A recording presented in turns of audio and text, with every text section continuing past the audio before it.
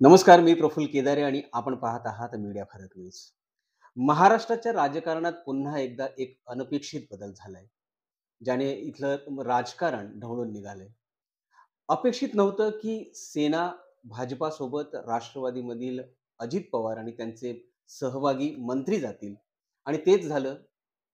अजित पवारांनी या महाराष्ट्राच्या उपमुख्यमंत्री पदाची भूमिका हातात घेतली आणि ज्याप्रमाणे या आधीही शिंदे आणि उद्धव ठाकरे गटांमध्ये पक्षावरून, चिन्हांवरून वाद होते, तशीच काही शक्यता आता अजित पवारही घेतील की काय भूमिका, की पुढे या जाऊन पक्षावर दावा करतील की काय, अशीही संकेत मिळू लागले आहेत. या सगळ्या पार्श्वभूमीवर आपण याचा परिणाम जो झालेला आहे, तो ठाणे जिल्ह्याच्या प्रत्येक कार्यकर्त्यावर झालेला आहे. माझ्यासोबत आहेत राष्ट्रवादी काँग्रेस पक्षाचे प्रदेश सरचिटणीस भरत राजवाणी यांच्याशी आपण विस्तृतपणे याबाबत जाणून घेणार आहोत. भरत जी, ये तो रही बात कि अभी अजीत पवार जी अपना स्वतंत्र यहाँ पर अस्तित्व निर्माण कर रहे हैं, लेकिन आप इसके पहले भी राष्ट्रवादी में रहकर भी राष्ट्रवादी के कुछ नेताओं के खिलाफ हमेशा आपने जंग छेड़ी है या हमेशा आपने अपनी नाराजगी दर्शाई है। तो आपको क्या लगता है कि अभी आपके उप मुख्यमंत्री आने के बाद में आप खुलकर काम कर सकेंगे? 100% दादा को भी ऐसे ही लोग पसंद है जो शहर हित में काम करे, लोगों की हर एक तकलीफ में उनके साथ खड़े रहे। तो इसीलिए दादा हर जगह पे एक मॉडल की तरह माने हीरो की तरह दिखाई देते हैं। और रही बात जो हमारे नाराजगी की कि हम किसी न किसी नेता से, कारण क्या है कि यहाँ पे जिनके हाथ में नेतृत्व था, हुँ, उन हुँ। लोगों के कारण आज हमारा उल्लासनगर पूरा बर्बाद हुआ है और हमारी 3 पीढ़ियाँ हुँ, हुँ, हुँ। पूरी इन्होंने ख़त्म की है।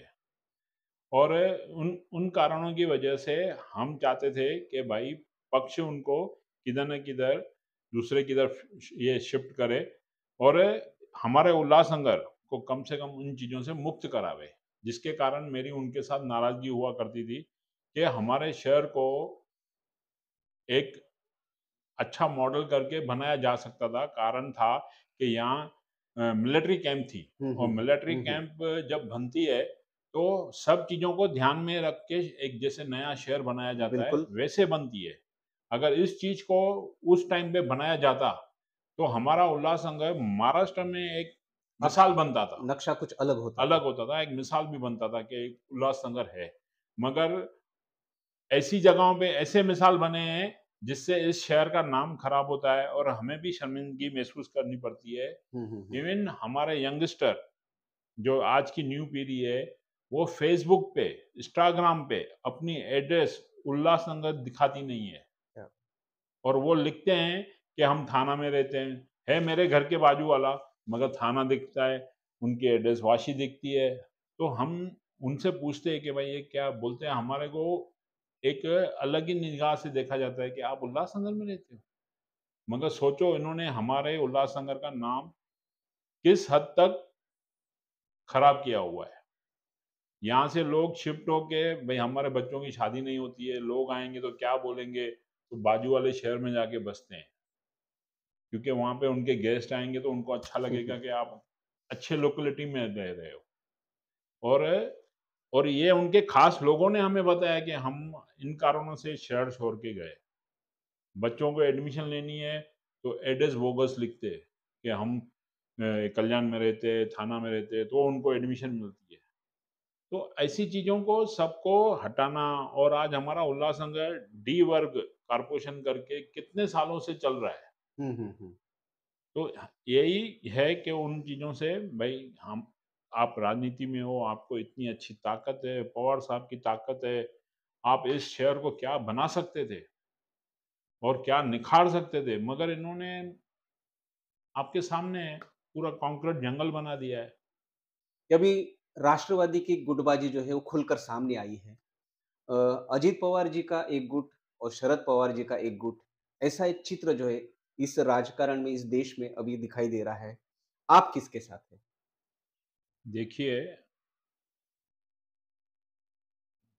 हमारे लीडर पवार साहब भी है और अजीत दादा पवार भी है और अभी तक ऐसी कोई बात हुई नहीं है, यहाँ फाड़ने वाली बातें यहाँ कुछ ऐसा हुआ नहीं है। आज भी दादा दावा कर रहे हैं कि हम राष्ट्रवादी में ही हैं और हम पवार साहब के साथ हैं। हमारे हर एक होर्डिंग के ऊपर पवार साहब कंपल्सरी है, होना भी चाहिए।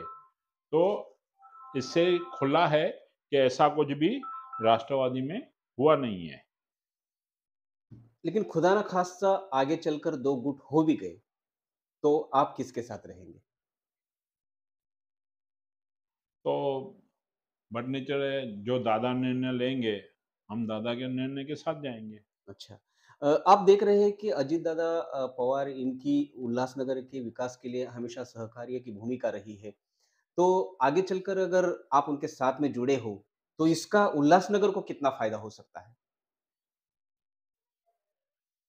मैं ख़ास आज दादा से जितना नज़दीक हूँ, उनके विकास कार्य को देखे आज आप देखेंगे कि जिस तरह से पूना पिंपरी में दादा ने पूरा वहाँ का नक्शा चेंज किया है। आज बॉम्बे के लोग पूना शिफ्ट होते हैं क्योंकि पूना इतना अच्छा डेवलप हो चुका है, पिंपरी, चिंचवाड़।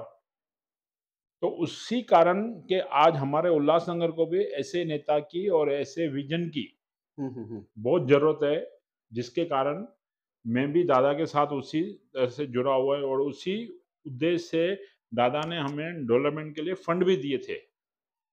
आपने देखे होंगे अब आज विकास कार्य हो रहे हैं। हुँ, हुँ, हुँ।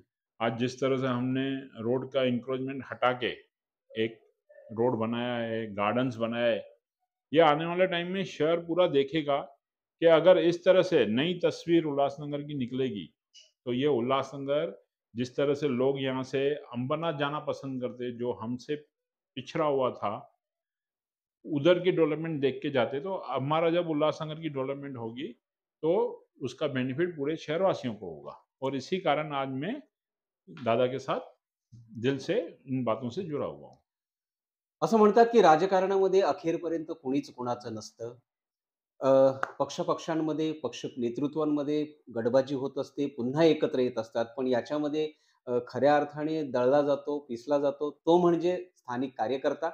परंतु पडत्या काळामध्ये राष्ट्रवादी काँग्रेसला उल्हासनगरमध्ये जिवंत ठेवण्याचं काम भरत गंगोत्री आणि त्यांच्या पूर्ण टीमने केलं होतं आणि त्यावेळेसही ज्या पद्धतीने अजित पवार त्यांच्या सोबत उभे होते, तीच परतफेड आजही अ, भरत गंगोत्री आणि त्यांची टीम करते आणि अजित पवारांबरोबर आज ठामपणे समर्थनार्थ उभं राहते.